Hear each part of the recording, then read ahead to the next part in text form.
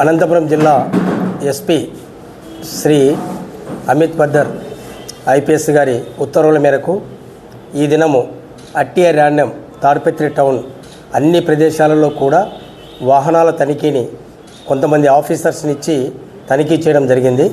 అయితే మన new bridge దగ్గర తనిఖీ చేస్తున్న సిఐ మురళీకృష్ణ, ఎస్ఐ గౌస్ బాషా, అలాగే ఎఫ్ఎస్టీ టీం రామాంజనేయ రెడ్డి వీరందరూ తనిఖీ చేస్తున్నప్పుడు ఒక ఇద్దరు వ్యక్తులు మోటార్ బైకులో రావడం జరిగింది.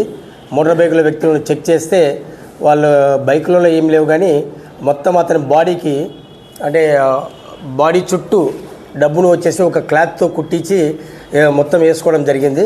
సో అతను చెక్ చేసి మొత్తం దాన్ని వెరిఫై చేస్తే దాన్ని లెక్కిస్తే 22 lakhs ఉండింది.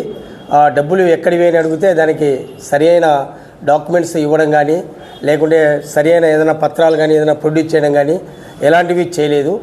చేయని దాని వలన ఆ అమౌంట్ను సీజ్ చేసి మన ఆర్ఓ గారి ద్వారా ఐటీ గారికి పంపడం జరుగుతుంది, మన ఐటీకి పంపడం జరుగుతుంది. సో ప్రజలకు ఈ విధంగా ఈ సమయంలో నా విజ్ఞప్తి ఏమంటే, అన్నెసెసరీగా డబ్బులు తీసుకొని మీరు ఎలక్షన్ టైంలో తిరిగితే ఆ అమౌంట్ సీజ్ చేయడం జరుగుతుంది.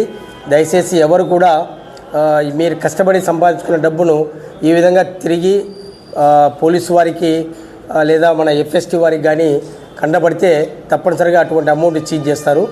సో మీరందరూ కూడా జాగ్రత్తగా ఉండాలని కూడా ఈ సందర్భంగా తెలియజేసుకుంటున్నాం.